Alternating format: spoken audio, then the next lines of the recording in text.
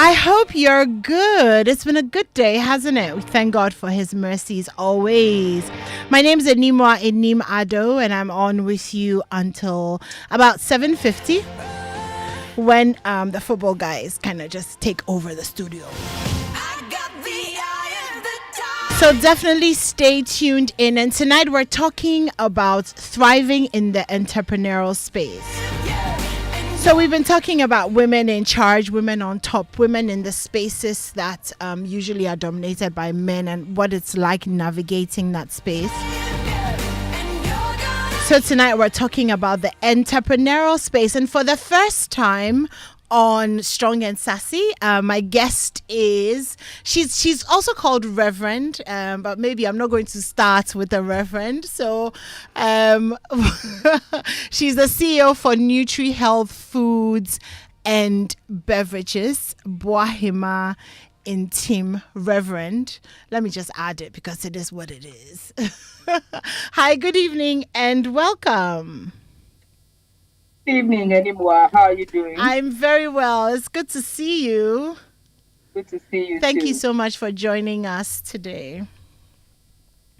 So we're gonna dive straight into the conversation, and I want to start by finding out. I mean, why did you decide, of all things, to go into your own business?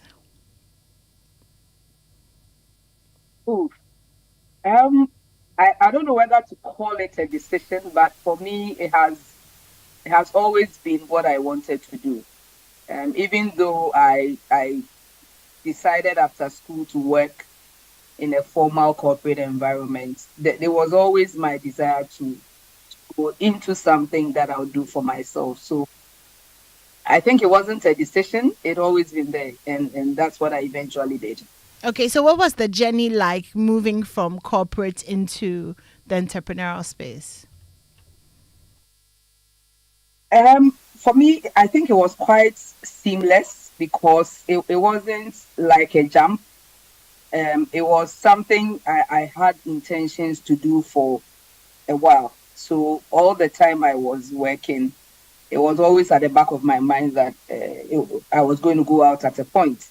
The point was the challenge because, I was working in a bank then, and typically the bank will pay you bonus in March. And so when I make the decision that, I'm leaving at the end of the year, the next thing you know, you're waiting for the bonus. And then March comes around and you are still there. And it becomes, okay, let me just wait till the end of the year again. But it got to a point when I just didn't think I wanted to go on because I had already started certain businesses on the side and they needed my attention. So I just had to leave at that point. So, I have a few friends who want to kind of come out of the structured workplace, as it were, and go into their own businesses. But they all talk about a certain fear from withdrawing from that space where you know that on the 28th you're going to get a check, knowing that maybe your health insurance is covered and all of that. I really want you to tell us what that feeling is like and how you overcame it. I think I've always been very pragmatic about things. For me, it was I somehow had the perception that nothing was secure. There was nothing like a safety net wherever you were working, Okay. no matter who you were working for. In the bank, it was very common to find people lose their jobs for errors they may have committed or some situations they got themselves into. Or the bank could even fail. Or sometimes there were mergers and acquisitions and you realize you don't fit in or you don't have a job. So I think for me, the fear was more in terms of my financial state. Assuming I didn't have a job for 6 months, would I be able to survive? That was Okay. more the fear for me. And Okay. anytime I looked at my salary and I looked at how many hours I put in, and I divided that by the number of hours I was working. I didn't think it was worth the value that was being generated, because at the end of the day, in the bank, you'll be driving a car, but it will be a loan from the bank. You probably will be living in your own home. I mean, but it will still be a loan, a mortgage from the bank. And so when you strip all that away, there's nothing to your name. And that for me was more fearful than taking a plunge to say, let me take this plunge and risk it, and I could double or triple or quadruple what I am making now. And that for me provides me more security and safety than working in the bank, because I kept asking myself, how many years am I going to be here before I become managing director? The likelihood was very far away. So Yeah. and if that wasn't going to happen anytime soon, then there was really no point. It would be worth the risk. So I would say I didn't have that fear. My fear was more, what would I do in the event that I lost my job, or in the event that I fell sick and could not work for 6 Okay. months. And that alone pushed me to take a risk and move. So did you like save up before you quit? Did you have a specific amount of money you needed to have in the bank? I'm like, what was the plan? Like I said to you earlier, I have always done stuff on the side, even when I was in formal employment, because I didn't think, I was very young then, and I always told the team I mentored, or my staff, that as a very young person without much responsibility in terms of children and all of that, if your weekend you spend sleeping, then there's something wrong with you. Or you close from work and there's nothing to do but to hang out with friends, there's something wrong with you. Okay. Or you take your annual leave and you don't have anything to do, because there would come a time that you won't have that luxury, because there will be a lot of responsibility. So I always felt that in my spare time, in my extra time, I could do work, I could do other things. So before I left, I had other businesses that I had started. Okay. And so I wouldn't say I had saved money, but I would say that I had other sources of income that I could rely on in the event that my salary wasn't coming through. So Okay. yes, it's very important that there's always a backup or a plan B before you take the plunge. Okay. So you make by far the tastiest teas that I have ever drunk in my life. Oh, thank Except you. El Grey, which you don't make. But Yeah. and I think I've mentioned that my favorite is the hibiscus cinnamon, and then the Okay. hibiscus lemongrass. But the thing is, why tea though? Because But anyway, very soon we are going into black teas and we'll beat okay. El Grey. Oh, I can't Yes. wait. I can't wait. I cannot wait because I love El Grey. But why Yeah. tea? How did you decide that, this is what I'm going to do? I have done tea. It's almost started like a hobby business. Okay. I've done a lot of other projects. I'm still doing a lot of other businesses and projects. And so the tea for me started during COVID.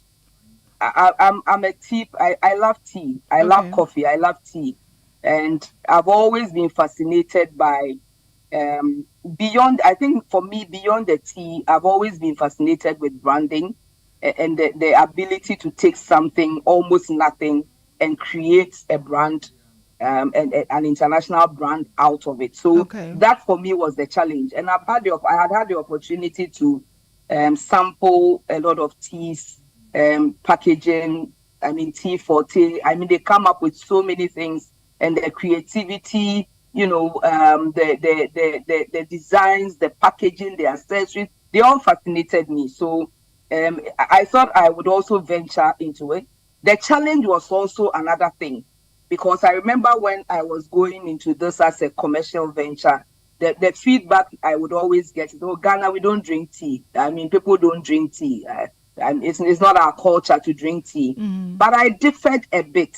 because what we drank something. We just didn't call it tea. I mean, growing up, your grandmother would have, or your mother would have a pot that is filled with all sorts of things, Yeah. herbs and all of that. And when you're sick, you drink.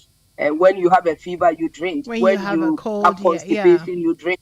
We just didn't call it tea. yeah. So we have been drinking. And so for me, it was just translating that concept into a form that is appealing to the younger generation or to the new Ghanaian. That's what we did. We just took what has already always existed in a certain form and put it in a package and put it in a way that is appealing. And people are drinking, and we still see the growth coming. I mean, we haven't reached anywhere yet, but we see that coming. Right. But for me, the dream is bigger. We want to tell the story of Africa with our teas. So when you drink our teas, we would use herbs, spices that are local to Ghana or to our neighboring African countries. The dream is that we would represent every African country and the teas that they make, the form that they call it, and put it in a package so that one day very soon you walk into our shops and you would find a bit of Africa. And everywhere The you go. story of Africa in our teas. So Yeah. that's the dream for me and the challenge. So I think it goes beyond just tea. Okay. It's always been the challenge, the excitement to create a brand, an international brand out of nothing. How important is it to have a clear vision when you're starting out, a business? Because you meet people who have started a business, and they're like, oh, we are doing this, we're doing this. But there doesn't seem to be like a very clear vision or a strategy for the success of the business. So for you, how important would you say that it is to have that written down or, step by step strategy? I think it's the most important.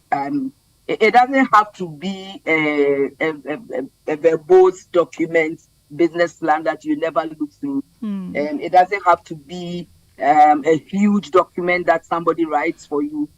But it's crucial that you know where you are going in the next 10 years, for example.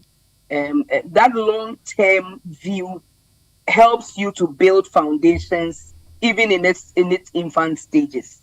Okay, and I'll give you an example. If you are developing a brand that you believe will go global, then even at the starting point, you are very mindful of the name you choose for that brand, of the kind of packaging that you put that product in. You would want to understand what it means or what it would take to get onto the world markets and in shops and so on. It may not happen in the next 5 years or it may not happen in the next 6 years, but that is the goal. And so excellence begins to drive everything that you're doing because you have a vision. And that also feeds into your customer service. It feeds into your financial planning. It feeds into everything. So having the goal, the long-term goal is very, very, very, very crucial. It's very important. It's number one. If you can't do a full document, at least write it somewhere. And because I'm a pastor, I have to add that the prophet says that when you have the vision, Write it on the clearly. wall and put it there so Yeah. that you would see it every day and it will drive you to where you want to go. Without that, it's almost impossible to have a good strategy on how or where you're going. So, how difficult would you say the journey has been? The journey on the teas, right? The journey on all your businesses. So like, doing stuff for yourself. Okay. I think every entrepreneur will tell you that it's not an easy journey. It is not. And it is not unique to Ghana, but it is exceptionally, I think it's a bit more difficult in Ghana because we don't have the structures that support entrepreneurs and startups. And all these, it runs across from financing to access to information to everything. We don't have, so you almost have to work blind or hit your head against all sorts of things before you can find your way. And then again, because we don't have anything supporting us, not government support, not rebates, nothing, so you have to basically fight your way through and compete with the rest of the world in places where they are getting support and getting access to funding at much lower rates and so on, and training and capacity building and staffing issues. Staffing is one of the most difficult, because I think there's some disconnect between education and industry, and so somebody says I'm a graduate, but you assign the work and it's And yeah, challenging. yeah. Okay, and then also the ability to get people to think. I mean, our system doesn't do an amazing job of that. We get people that will, learn by rote and come into the workplace and expect to be guided and handheld, and that's challenging as an entrepreneur. So all these things don't make it very easy. But I also quickly add that those are the same things that create opportunities for us Okay. as entrepreneurs. In other places where the systems are much more enhanced, the opportunities are a lot more difficult to come by as well. So, well, we take the good and the bad. And yeah, and make it work. But I want Exactly. to talk about soft skills now. I mean, we're not really a society that focuses on soft skills. Yeah. We're very degree driven. But Yeah. as an entrepreneur, and I mean, when you look at the 2023 list of soft skills that are needed, you realize that there's actually a lot more soft skills than the actual professional, stuff. So if Yeah. somebody wants to go into entrepreneurship, what are some of the soft skills that they have to develop in addition to the education that they have or the training that they have in the sector that they're looking to go into? I think for when it comes to entrepreneurship, I mean, the sector or the training, the technical training you have, it is not really what will get you there. No, because if you are an entrepreneur and you are really, you have your goal, your vision, your drive, you can actually go into a business where you have very little technical training, but you can acquire the resources to do what you want to do. Okay. And so soft skills is everything. I'm sure I am doing a lot of work also in AI. Yeah. I work with Coral Reef, and we are doing a lot of work sensitizing people on what AI is coming to do, and why it's even more crucial that you develop soft skills or skills that the machine will not be able to do Yeah, that was, at this you're point in time. replaceable. Yeah, exactly. Exactly. You are Yeah. very replaceable. So now we are shifting to skills that rely a lot more on your innovation, your creativity, your inclusivity, diversity, being able to work with diverse people, your teamwork, your ability to create your goal, and all of that. Because even in the presence of AI, even with AI, you want to use a tool, you have to know exactly what you want to do Yeah. before you can get out the tool to work for you.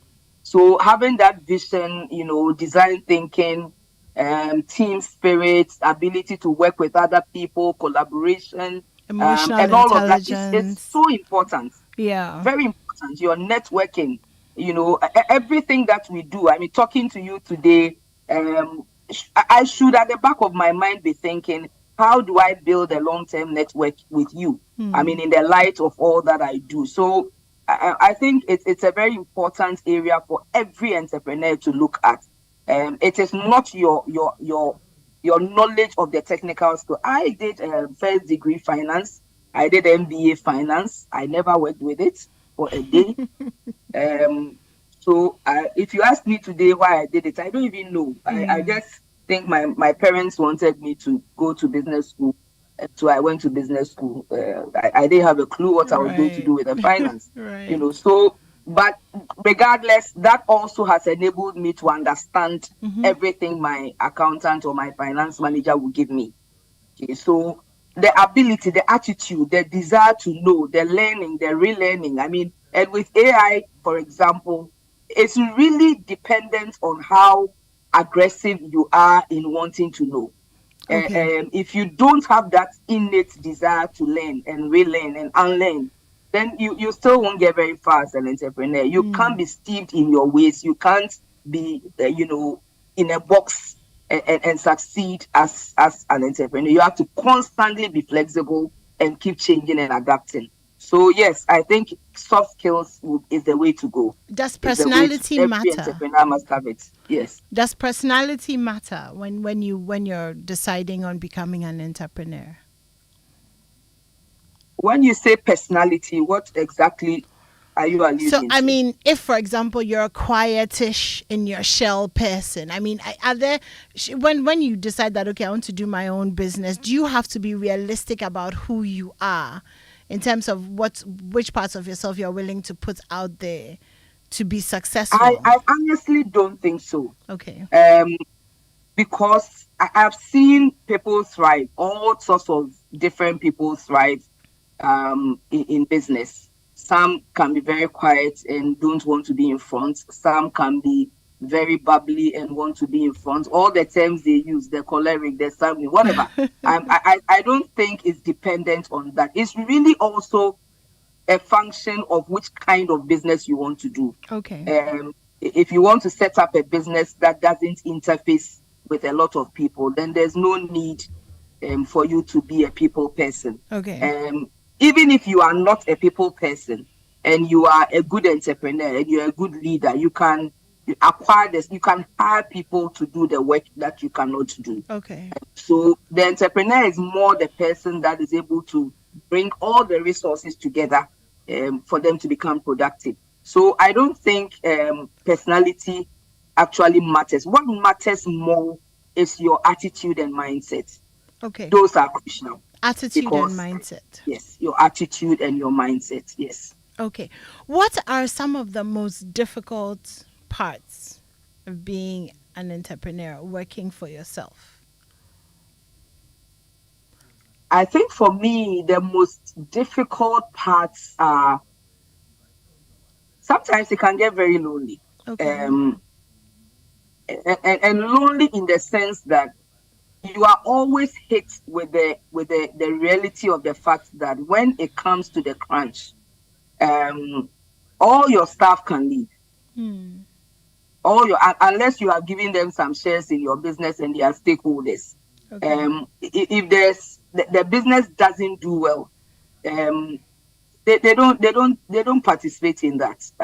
So a lot of the time, as a business person, you are hoping that people will be loyal to the business, but you can't bind them to the business. So there's always that at the back of your mind. And then when people leave at very crucial times, or when you have invested so much in them and you are hoping that they are going to be there for the long haul and they leave, I think it's one of the most difficult situations every entrepreneur has to deal with, because it puts you in a very difficult situation regarding employees.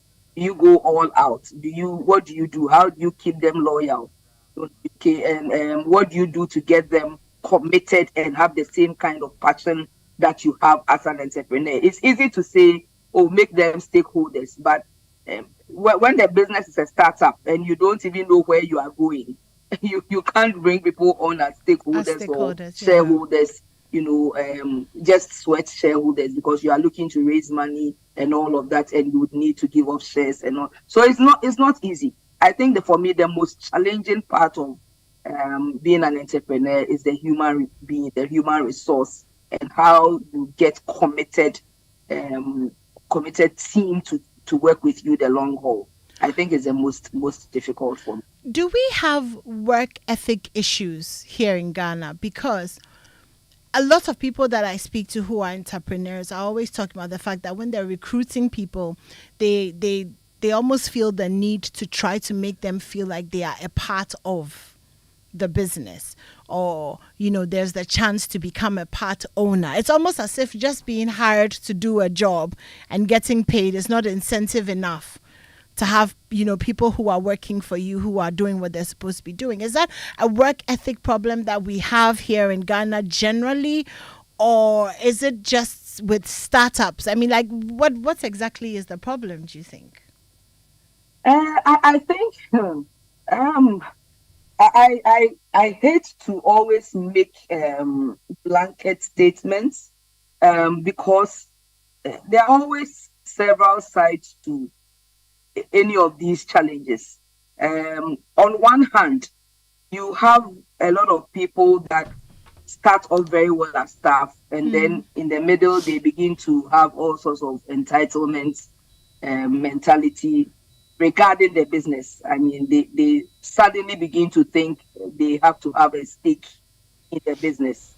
Um, but you also do have a situation where if you have very good staff, then the employer must also have systems and structures and enough motivation for those people to want to stay. I Okay. think it's important. And depending on the kind of business or the age of the business or the nature of the business, it's a conversation that you would want to have with your very good staff. It shouldn't be for everybody, especially in private business. We are not able to do um the mebaha chair or the everybody is getting the same thing kind of situation. No, you have to have a very good system which um teases out the good people and have a plan or a structure to get them to stay long term. Yeah. Um, do we always succeed? No, because a lot of the time you are not even sure what people want. A lot of the time you as the business owner, you believe that you have a dream and you want to motivate your people to stay and you see a future and you see how they can grow and become, but they don't see that in themselves. Yeah. And so it's difficult to let them want something or dream for something that They they themselves don't. themselves do not Yeah. see I get that. themselves getting. Exactly. So it's always difficult. I have been lucky with NutriHealth, my company. I have a very good team, very small but very good team. And right from the get go, I made them understand that maybe a lot of people don't know this, but even in entrepreneurship, there are classes or types. Not every business starter is a good business manager. No.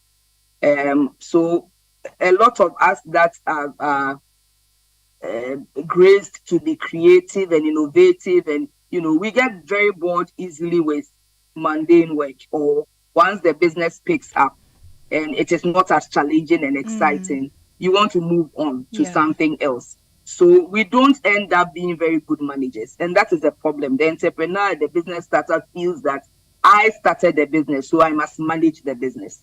It's not always so. So right from the get-go, I made them understand that I would at a point want to exit and leave the business for them to run, which means they will become part owners at a point. And so that has worked for me. And I see the commitment, I see the passion with which they are working. And truly, um, at a point, it will get very boring for me. And I want to go and do something else because that is what I want to do. That is how I've been, my Made. nature is. So Yeah. I think it's important that the business owners also define clearly where they fit on the entrepreneurship train or entrepreneurship line or whatever. You can be a good starter, you can be a good manager, you can be, but you have to define where you are and Yeah. find the right people that in the event where you want to move on, they feel that they have earned the right to become partners or shareholders or whatever it is that you want them to be. Okay, that sounds good. I how about support systems? How important is a support system? What kind of support system did you have? My support system, I wouldn't say, I think sometimes we confuse the support system with family. So Yeah. a lot of the time when I've been asked this question, what they end with is, oh, how has your husband helped you or Yeah. contributed and Yeah. all of that. Your support system doesn't necessarily have to be your Your family. nuclear family. Isn't Or always, I yeah. have very good, I would call them mentees, or people I've mentored over the years, or people that are in my church or ministry, or people that I have long-term relationships with. that have been very supportive, Yeah. extremely supportive. I mean, I could have mentioned names, but there's one company, for example, I have known her since I was doing national service. We used to work in Maasai developers at the time together, and she started her own business. And she consistently makes sure that she's giving me orders for the tea to brand for her company and so on. And those are the tangible support systems that I need. I don't need somebody just sending me, oh, how are you doing?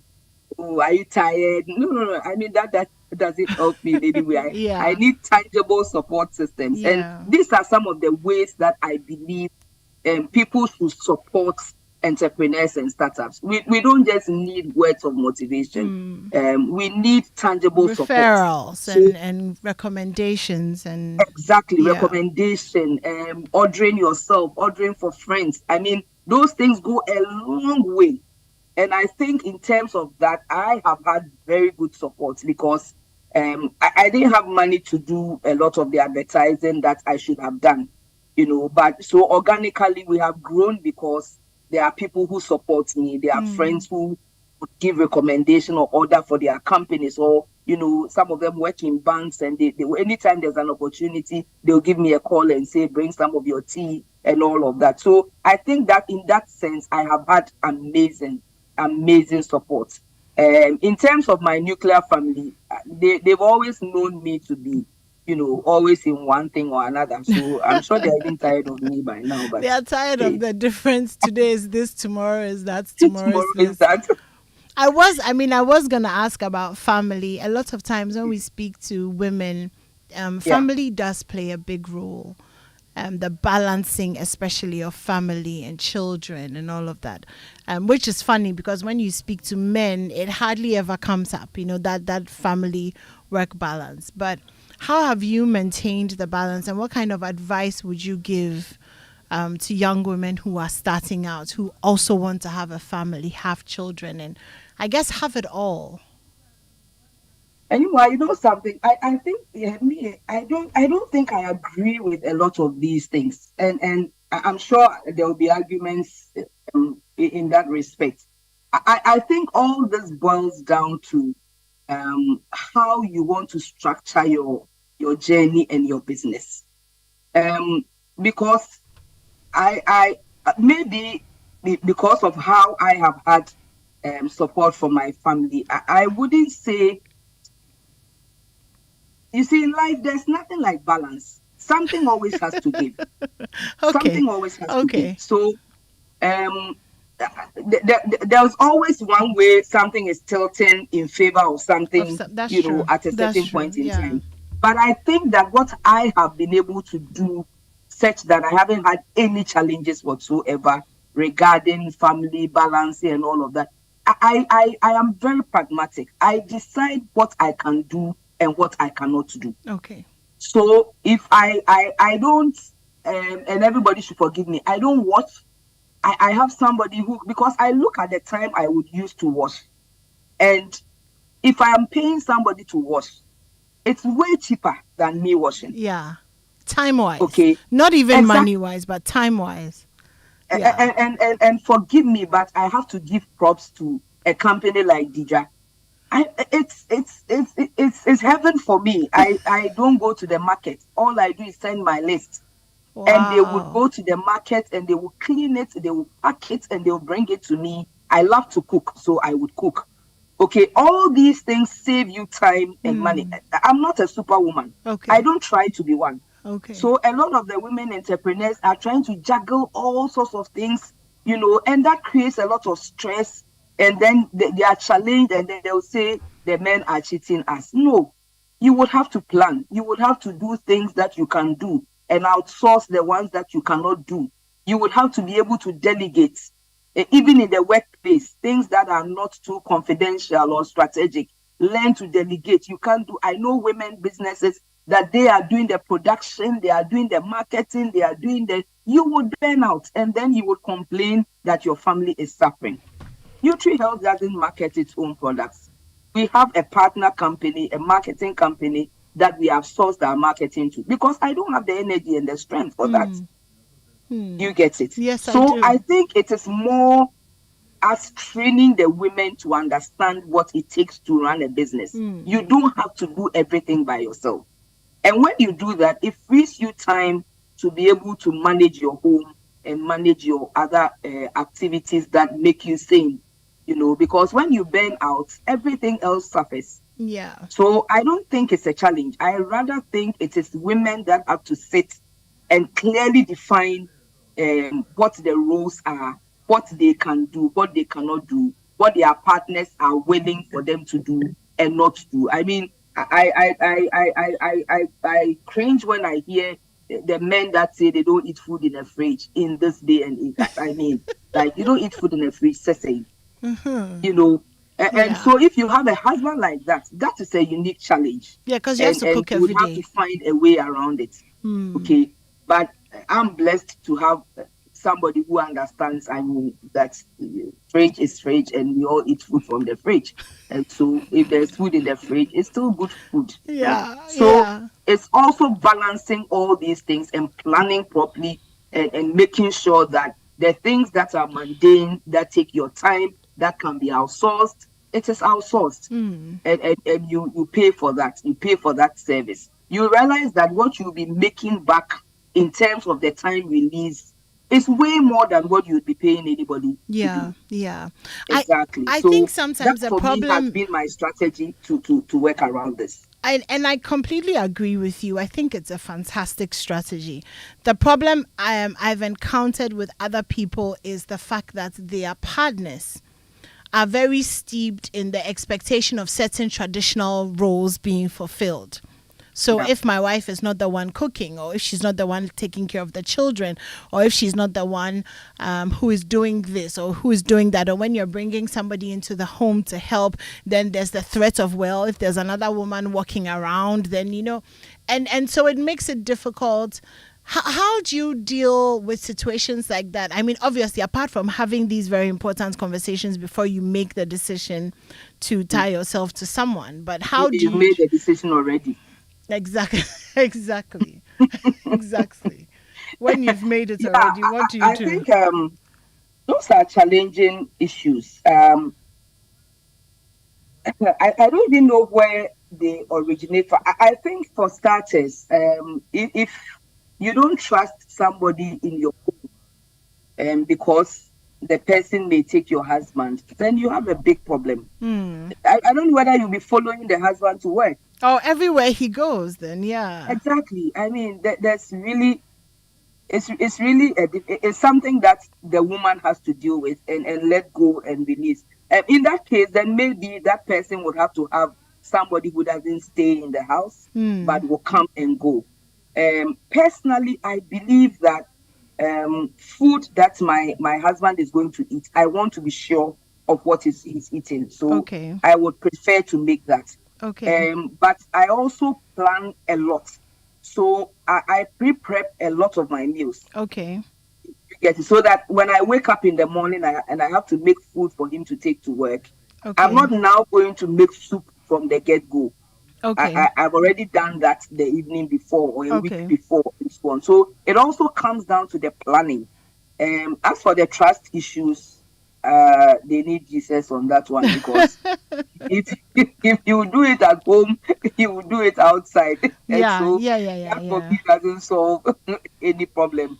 And so, but in terms of the traditional role that or nature of some men regarding home issues and all of that, I think it requires a lot of wisdom and also your ability to up your negotiation skills. Okay, I think a lot of the time women are very emotional, okay, and so instead of developing arguments from a point of facts and logic and akrokro kakra and lobbying kakra, I mean, we tend to be very emotional and say that he won't let me do this, and so that's it. and then we start I crying. accept my lot, and we start crying, Yeah. and it doesn't help me. I think some conversations take a while to get to the point where they have to get to. Start the conversations. Yeah. Okay, maybe they won't agree from day one, but as you begin to build your case more logically and without emotion and all of that, gradually you can turn them around. And of course, with your prayer and a lot of wisdom. I find But it's if you are now getting married, then you have to ask the right questions. the right exact. I find it so interesting that you are talking about women learning how to approach conversations with logic and reasoning, and then obviously that crow and the lobbying and all of that. But as women, we're not taught. We're almost like sort of nurtured in default that we're emotional. So we're not taught to develop how to even logicalize the emotions. Because I find that when I'm having a conversation with someone and I can talk to them about the science behind the emotions, I appear to be more logical about the emotions. Therefore, if you're communicating with a man, then they're more willing to listen. But I wish we would have more conversations like that where we're telling women, that be logical in your it doesn't and anything else doesn't really work. I mean, to be honest. So I mean, thank you for that. That was a really great point. I'm training, I do quite a bit of training for the banks and other institutions on sales. And one of the areas that I love to focus a lot on is negotiation skills. Once you acquire the skill to negotiate in the workspace, you bring it home. You bring it home. And sometimes in a negotiation, you don't finish in one sitting. No, you don't. When you realize that it's getting emotional, you cut it off, you revisit at another point. Sometimes you have to make certain concessions so that other concessions can be given to you and so on.